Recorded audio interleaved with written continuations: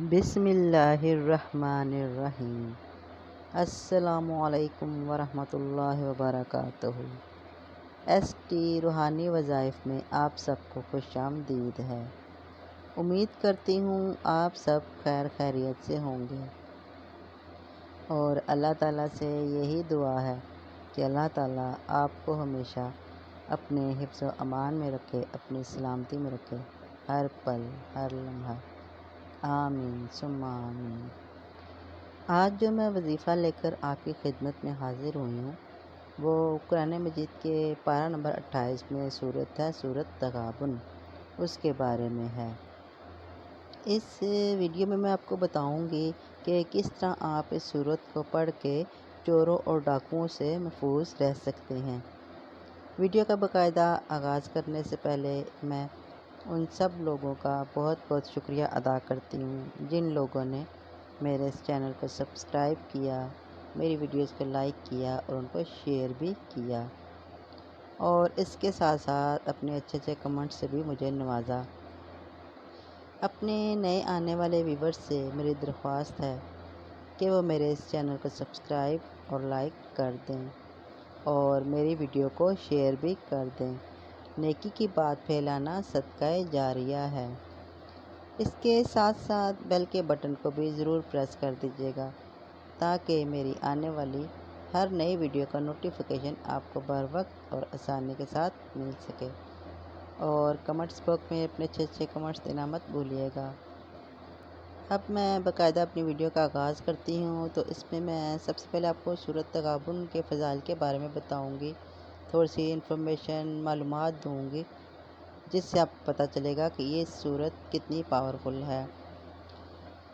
سورت تغابن جیسے کہ میں نے بتایا کہ قرآن مجید کے پارہ نمبر 28 میں ہے۔ سورت تغابن ہر قسم کی آفات سے محفوظ رہنے کے لیے بہت اکثیر ہے۔ کسی بھی قسم کی آفت، مصیبت اور پریشانی سے بچنے کے لیے بہت ہی اکثیر ہے۔ جو شخص سورت تغابن کی روزانہ 3 بار تلاوت کرے اس کے مال میں برکت ہوگی، ظلم کے شر سے محفوظ رہے گا، کوئی دشمن اسے نقصان نہ پہنچا سکے گا، اگر کہیں آسیب ہو تو اس کا اثر ختم ہو جائے گا۔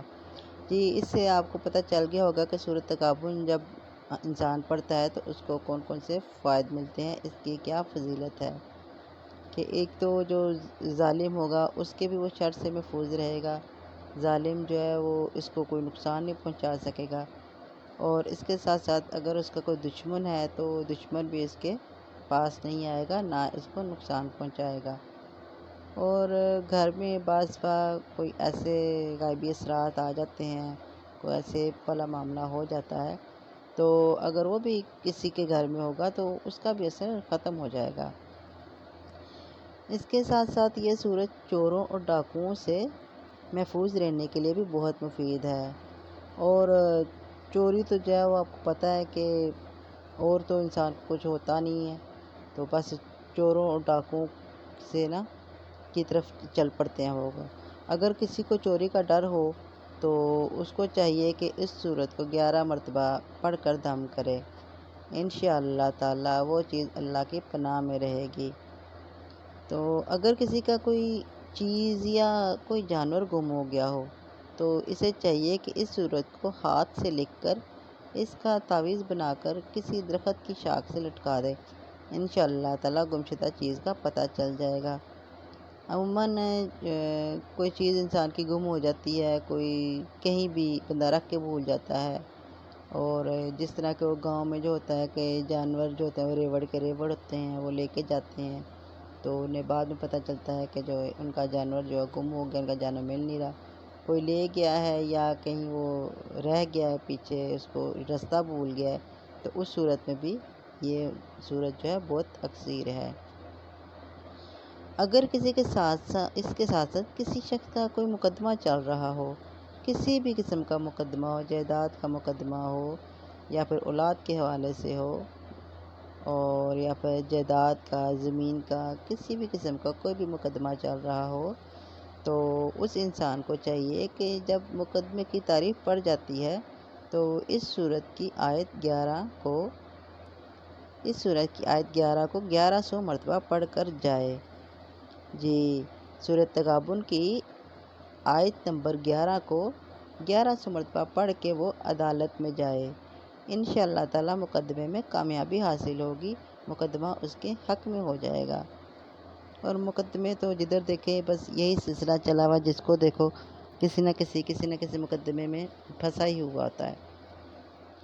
और इसके साथ साथ जो शख्स इस सूरत को शादी और औलाद के हसूल की खातिर रोज़ाना 3 मरतबा 11 दिन तक पढ़े। ये अगर कोई किसी इंसान की शादी नहीं हो रही तो वो चाहता है कि उसकी शादी हो जाए, और अगर किसी इंसान के यहाँ औलाद नहीं हो रही लाख इलाज करवाने के बावजूद, तो उसको चाहिए कि सूरत तगाबुन को 3 मरतबा 11 दिन तक पढ़े। तो इंशाअल्लाह ताला हस्ब मंशा इसकी शादी भी हो जाएगी और इसके साथ साथ इसके रिज़्क़ में भी इजाफ़ा हो जाएगा। और जो औलाद के लिए पढ़ेगा तो उसको अल्लाह ताला औलाद जैसी नेमत से भी नवाजेगा। सूरत इतनी लंबी नहीं है, ये हर इंसान बड़ी आसानी के साथ इसे पढ़ सकता है। बस शुरू में बस ज़रा ज़ुबान पे अल्फाज जो है ना वो थोड़े से मुश्किल से चढ़ते हैं, लेकिन जब एक दफ़ा ज़ुबान इस पे रवां हो जाती है तो ख़ुद ब खुद ये जो है वो अल्फाज जो है मुँह से निकलना शुरू हो जाते हैं। आपने अक्सर देखा होगा कि जब हम कोई चीज़ पढ़ते रहते हैं, जैसे किसी भी सूरत की मिसाल ले लें, तो वो जो है चाहे हम पढ़ रहे हों तो हम चाहे अगले पेज पे पहुंच जाएं ज़ुबानी पढ़ते हुए, तो लेकिन हमारा सामने पिछला पेज होता है। इसका यही होता है कि हमारी ज़ुबान उसकी आदी हो चुकी होती है, हम ज़ुबानी भी उस सूरत को पढ़ सकते हैं। हमें पता होता है कि इसके आगे कौन सा लफ्ज़ है।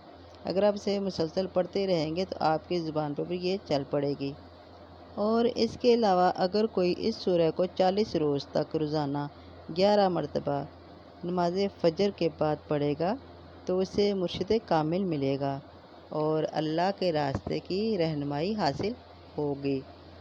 और हज़रत अबी बिन काब रज़ी अल्लाह ताला अन्हा से रिवायत है कि हजूर सल्लल्लाहु अलैहि वसल्लम ने फरमाया कि जो शख्स सूरत तगाबुन पढ़े उस पर अचानक आने वाली मौत को उठा लिया जाएगा, यानी उसकी उम्र दराज हो जाएगी, उसकी उम्र लंबी हो जाएगी।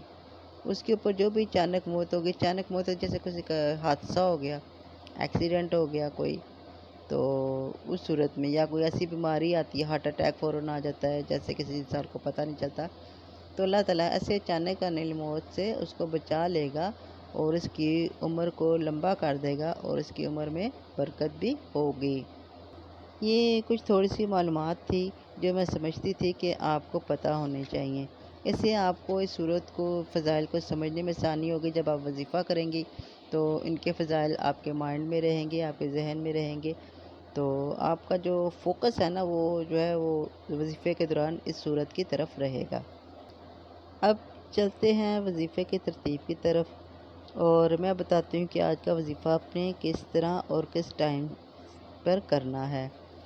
तो ये वज़ीफ़ा जो है ये आपने किसी भी वक़्त आप कर सकते हैं, चाहे आप नमाज़ फ़जर के बाद, नमाज़ ज़ोहर के बाद, नमाज़ असर के बाद, नमाज़ मग़रिब या नमाज़ इशा के बाद, किसी भी नमाज के बाद आप ये वज़ीफ़ा कर सकते हैं। आपने करना कुछ इस तरह से है, अव्वल व आखिर 11-11 बार दुरूद इब्राहिमी पढ़कर आपने सूरत तगाबुन को 11 मरतबा पढ़कर दम करना है। तो आपकी जो भी चीज़ होगी वो अल्लाह की पनाह में रहेगी। कोई चोर डाकू कोई इंसान जो है उस चीज़ को चोरी नहीं कर सकेगा, ठीक है।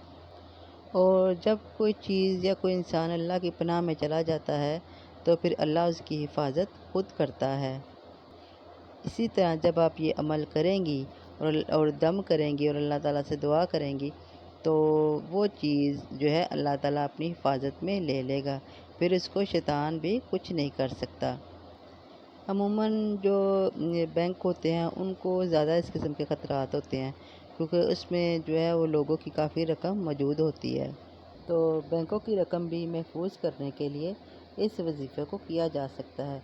अगर वो इंसान ख़ुद नहीं कर सकता तो उसके घर में से कोई वज़ीफ़ा कर ले। जैसे अब कोई बैंक में काम करता है, कोई मैनेजर है, कुछ है, तो उसको चाहिए कि वो इस वज़ीफ़े को करे। इंशाअल्लाह ताला इस वज़ीफ़े की बरकत से جو چور اور ڈاکو ہیں ان کے بینک کو کسی قسم کا کوئی بھی نقصان نہیں پہنچا سکیں گے۔ امید کرتی ہوں میری آج کی یہ ویڈیو آپ کو پسند آئی ہوگی۔ 5 وقت کی نماز ضرور ادا کیا کریں۔ وظیفہ مکمل توجہ اور دھیان کے ساتھ کیا کریں، اور اس کے ساتھ ساتھ مجھے بھی اپنی دعا میں ضرور یاد رکھیے گا۔ اس کے ساتھ ہی میں آپ سے اجازت چاہتی ہوں۔ ایک نئی ویڈیو کے ساتھ آپ کی خدمت میں دوبارہ حاضر ہوں گی۔ تب تک کے لیے آپ مجھے اجازت دیجیے۔ اللہ حافظ۔